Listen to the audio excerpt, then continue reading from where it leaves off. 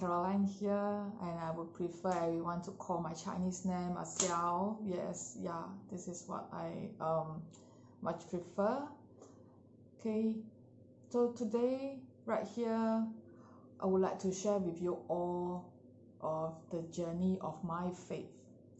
So the journey of my faith I will share with you all in 3 parts, or you can call it in 3 series. So the first part I will call it I'm redeemed, and the second is my encounter with the Holy Spirit, and the third part is my calling. Yes. So why do I want to do this video? Why do I want to share with you all with these formats, with these ways of telling, sharing with you all what is the journey of my faith, what is it so important that I want to share with you all? Well, to some maybe it's not as important as I felt, but to me it is important to me because I am a redeemer. I have been redeemed. So why do I say I have been redeemed? Well, just to share with you all about my background, my life. Okay, when I was in my younger day, I'm brought up in an ordinary family. Okay, grown up in a very small town in Sanakan. Okay, as usual, go to school, okay, have friends, and then I am very involving into badminton. I'm a state player at one of the time, so I'm very active outly. Yeah, most of my life, my younger days, all about sports. Yeah, and come to my working times, this is where I stopped my badminton as well. It's also due to my injury to my of my knee. Okay, yeah, so quite sad. I remember I've been actually crying for few days. I have to accept that I won't be able to do badminton in the way I want to do it. Yeah, because I just can't take the pain. Yeah, I've been dislocated twice, so it's not a good feeling. Okay. So in my working days, ups and downs as usual. Okay, I've been very lucky also. Because I've been put to work in overseas before, so I was so-called an expat. Okay, I was working in China before. Yeah, this is a good experience. Not a very long periods of times, not a very long experience, but it's good. It's very good to me to have this opportunity, and I can see that I am my life has been going up from where I was. I was working. My first job is working with a government. I am just an ordinary clerk, okay, by the time. So, and then I have the opportunity to work in big corporations, and in between that I jump back into my study, and after my study I've been working in KL, and in KL then I went to China. So as you can see that my life is not just going up, accelerating. So I've been thinking this will be very good, everything will be nice to me now. I never has this thought that I would have this opportunity to work overseas. So it all came to me by, like, oh, it's out of my plan, but it's all falls into me. So lucky. So yeah, and I forgot that when as usual, when we are in a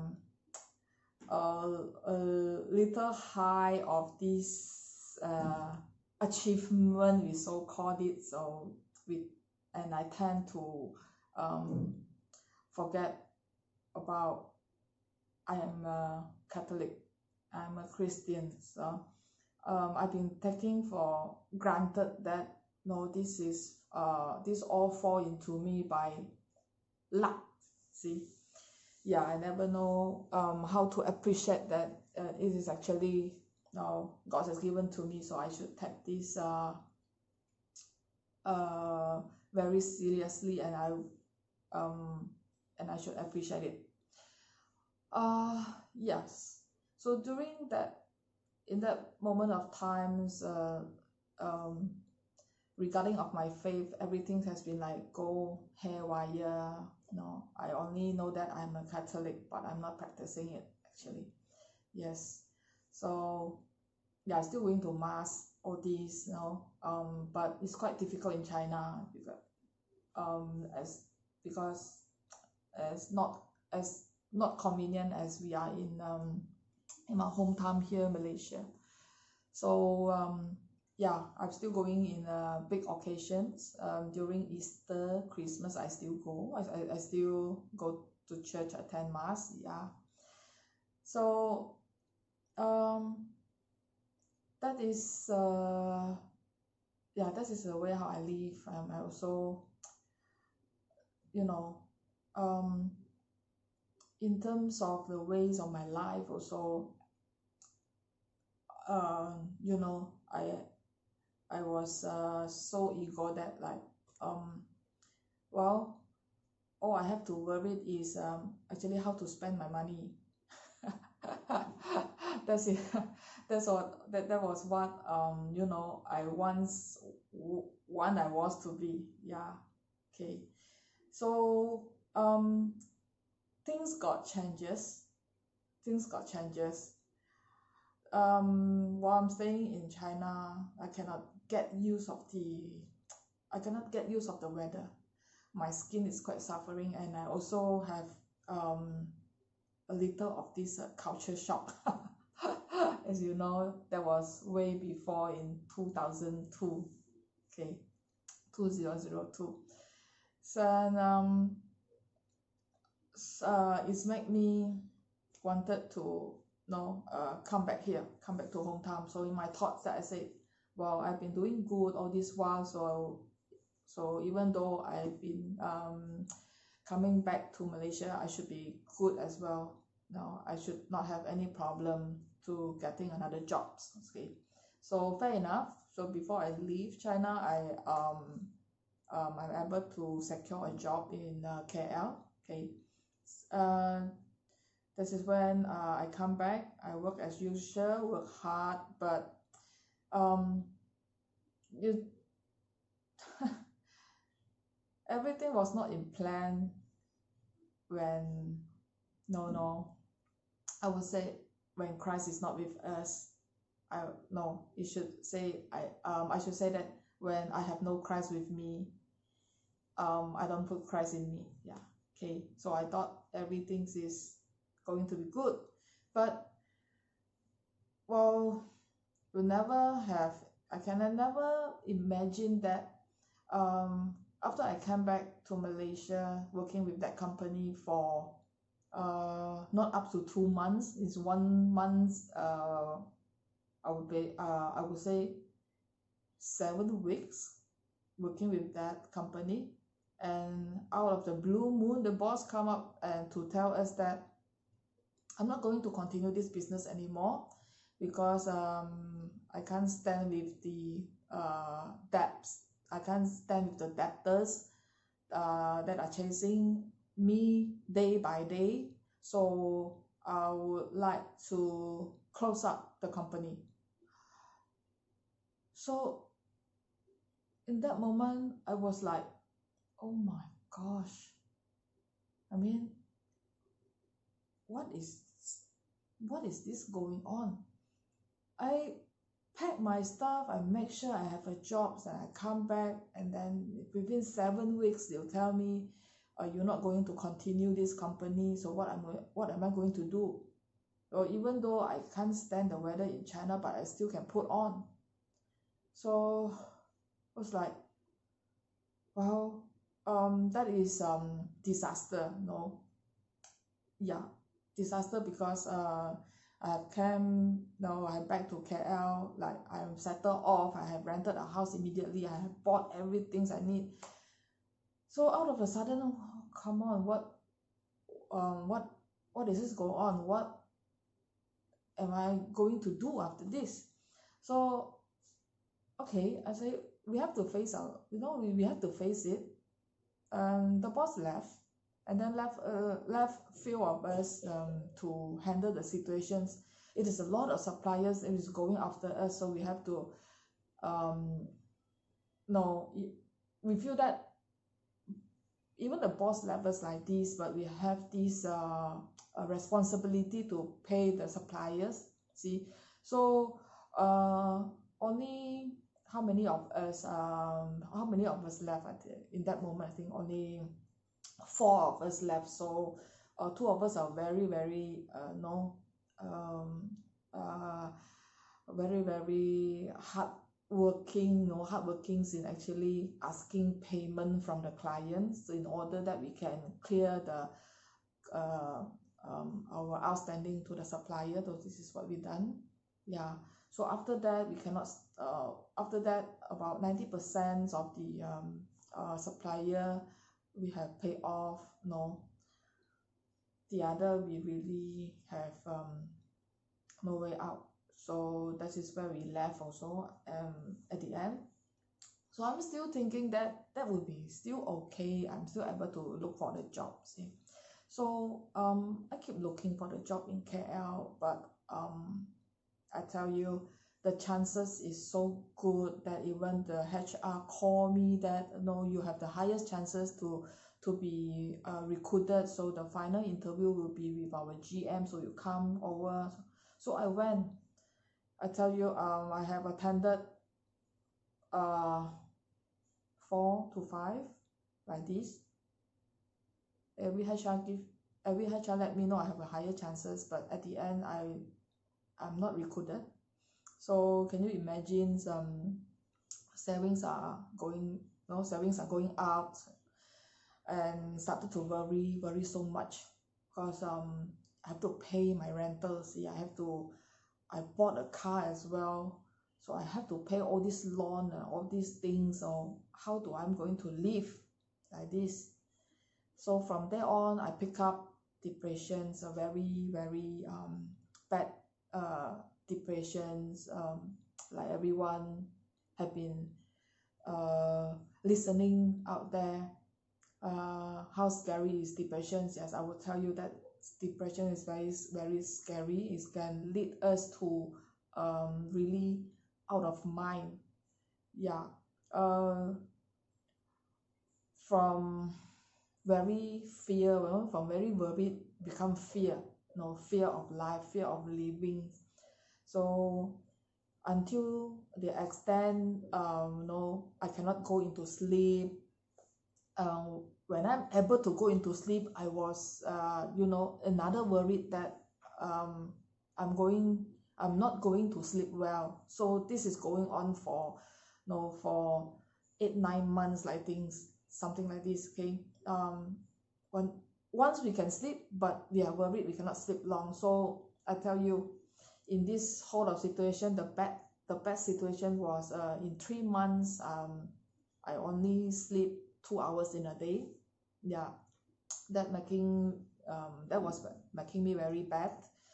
And I do not like to social. Okay, I in MCO now we practice social distancing, but I tell you, at the moment of time, you don't come near me because I don't want to see you. Okay, I don't want you to talk to me. Okay, so this is my attitude at that moment.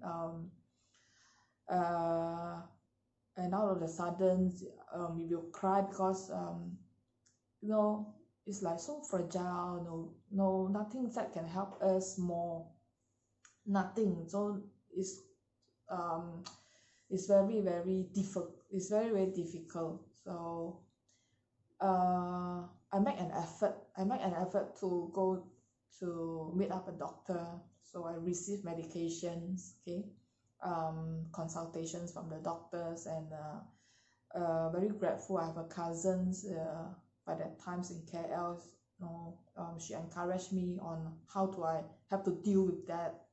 So she bought few of the books which she feel that this will help me. And so by that time I read a lot. At that moment I read a lot. Book is the only friends that I have at that moment, and it's like the books is the only things that I can trust, and I feel so comfortable with books, let's see. But situation won't change. See, jobs have not been found. Savings are going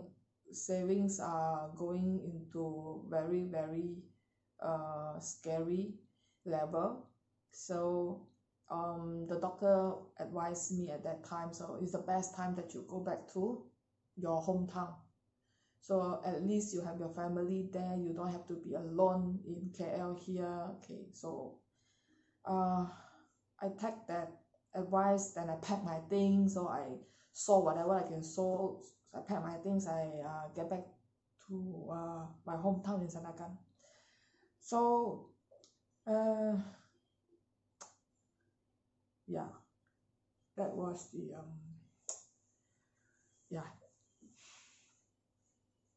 that was the moment before. And okay, when I get back, the first thing I remember, I asked my dad to drop me to church because I want to meet with a priest. I want to tell him what is inside my heart. I poured out everything to the Father because I thought that Father is the one that can help me the best at that moment, like can give me a words to console, that I can feel relief. But well, I can tell you this, I've been during that moment of time, even started in care, I've been started to pray. I've been started to pray that situation can be getting better and back to normal, but it just won't happen. And but I still keep praying. I pray for 5 years, like nothing happens. And the worst things is the fears and the burdens that if you can understand me, it's like this stone very hard has been planted here in your heart, that I cannot smile, I cannot talk, I don't like to talk, I cannot smile because these things in here is so heavy, it's making me, I can't be happy unless this thing is gone. See, so I was hoping that I can back to normal, I can smile again like usual me, which I like which I like socializing very much, but I just couldn't get myself into any socialized world at all. So I just locked myself up because if I cannot accept myself, that I cannot smile to you, I don't think anyone will love to be friend with me. So this is what I thought. And yeah, so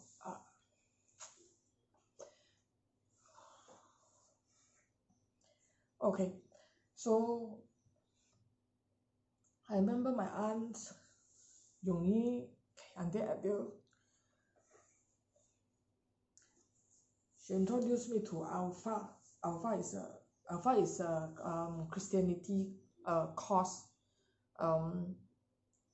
So she tell me that why don't you come to Alpha, okay?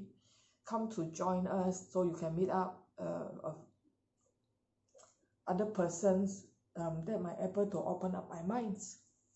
So I was thinking like,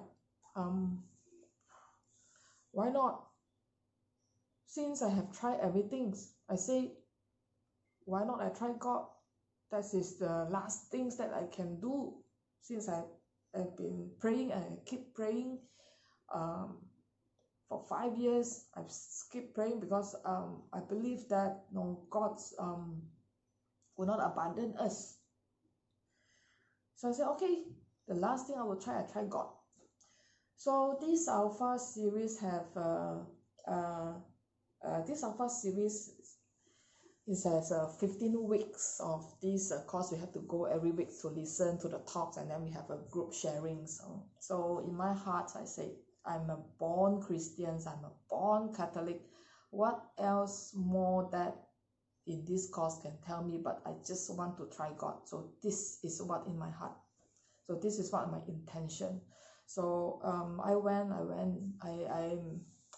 went to week by week. I went nothing. So I just felt that people in the group sharings like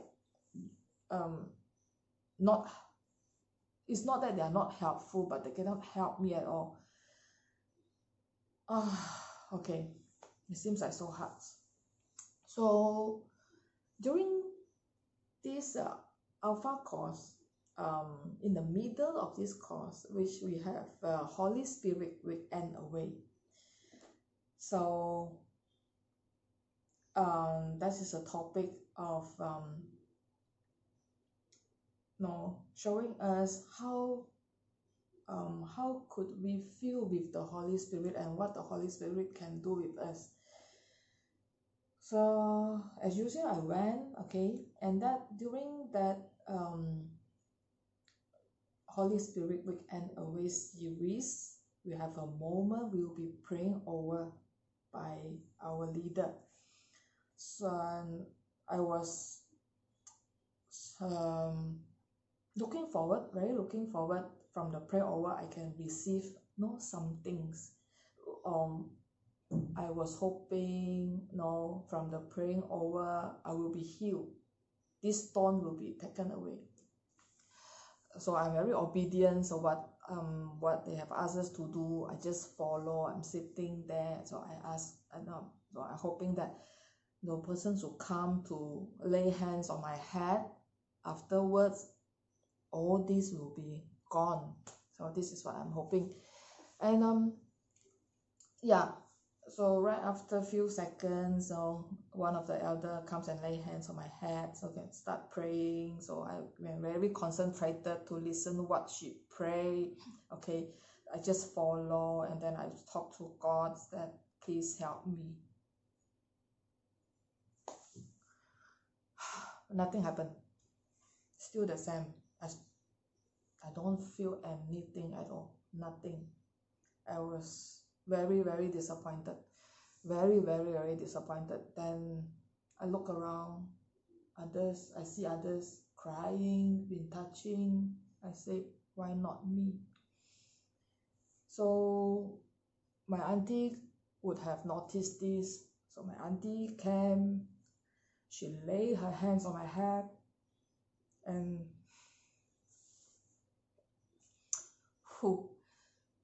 I still can remember this. This was in 2008, but I still can remember very well this moment. When she started to lay her hand on my head, then I felt that I am very hot, very warm. So looking at and I felt that it is quite impossible because I looking to my right hand side, just right like me, like what I'm looking now. on top of me was the aircon actually directly blowing onto me. I said, it couldn't be, I'm so hot. I said, what is this? So warm. My whole body is so warm, I cannot take it. And suddenly I felt that oh, it was like a hand, going up from my left abdomen. You can see here, left abdomen here, and it's go up to here, and then remember the stone that I explained to you, tell you all just now, from here, take it out, just put it out from like this. It was like, whoa, this is my feeling. Oh, and because my palm is open up like this, I put it on top of my on my lap. I felt someone is holding my hand like this, and I can't stop crying and crying and crying. Just can't stop it. So after that, it's followed by a very cold sensation. Cold, the whole body was cold. It's not the aircon blow cooling sensation, which blow to my external body, but it's internally. The sensations is like going up from my head to my body all around. So even my auntie, after that, my auntie can tell me that I can feel your body is so cold, because she was telling me that her hand like can feel freezing. So after that, when I stop crying, when I can settle down, and before that, actually, I tell God, before my auntie start to pray to me, I tell God, this is the last chance that I hope that, Lord, you really help me, and I promise you, Lord, whatever you want me to do, Lord, I will obey. So this is my promise. I remember so well. I say that especially in Alpha. Yeah. So after that, when I finally can settle down, then I suddenly feel that this stone was taken out, not there anymore. I can smile, lighten. I'm so amazing. This is so amazing.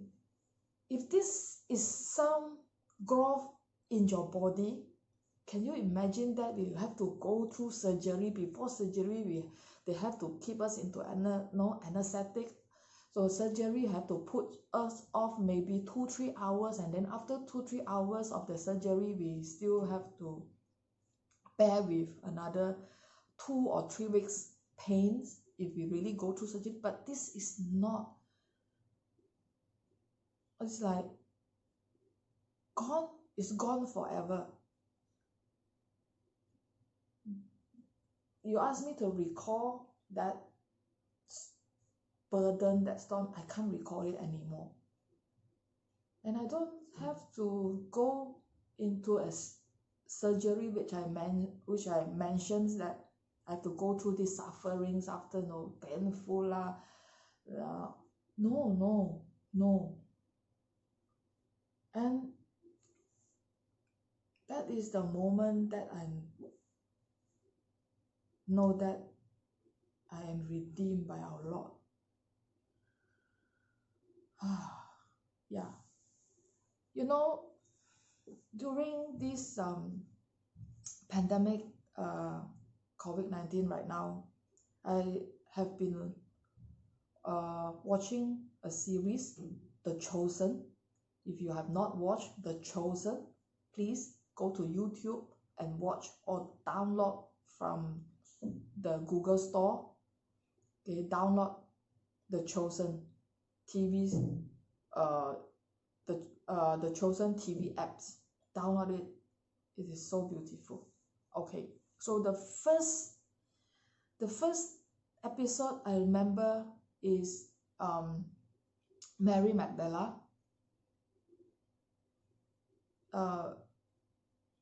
the first thing I remember so well is, don't fear, for I have redeemed you. I have called you by name. You are mine. It's brought me these words from Isaiah 43, verse 1. It touched me. It touched me. Impact is so hard. The impact is so big that it's encouraging me to put up a video right now to share with you all. Christ is not only touching the people who can see him in 2,000 years ago, like Mary of Magdala. He touched me. He redeemed me in 2008. So I must share this out to all of my friends here, because peace are most of the treasure that we need.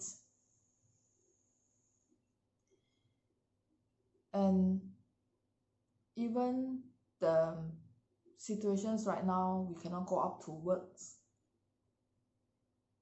But I just want to share with you all, I always have this peace in my heart. Yes, I would not know, I would not able to know if I able to have income to pay my loan, to pay my house loan. For we have to lock ourselves at home now, not to work. But this worry is not, no, I would say it's not serious, or it's not existing, because I have asked God to give me the peace during our difficult times. I pray for that. I pray for everyone. So our God is a merciful God. In 2008, He redeemed me in this way. Right now, He gave me this peace. I believe that it's only when we have peace, we can cool ourselves down to really know what we have to do and wanted to do. In my life, if God has not redeemed me, I might not be living until now, because during my depression, I ever wanted to take my own life. That's what I say. Depression is very fearful, and I've been healed. I have to thank Lord so much. Have been saving me, has been redeeming me, and from there on, I've been encounter a lot, which I'm going to share with you in my second and my third series.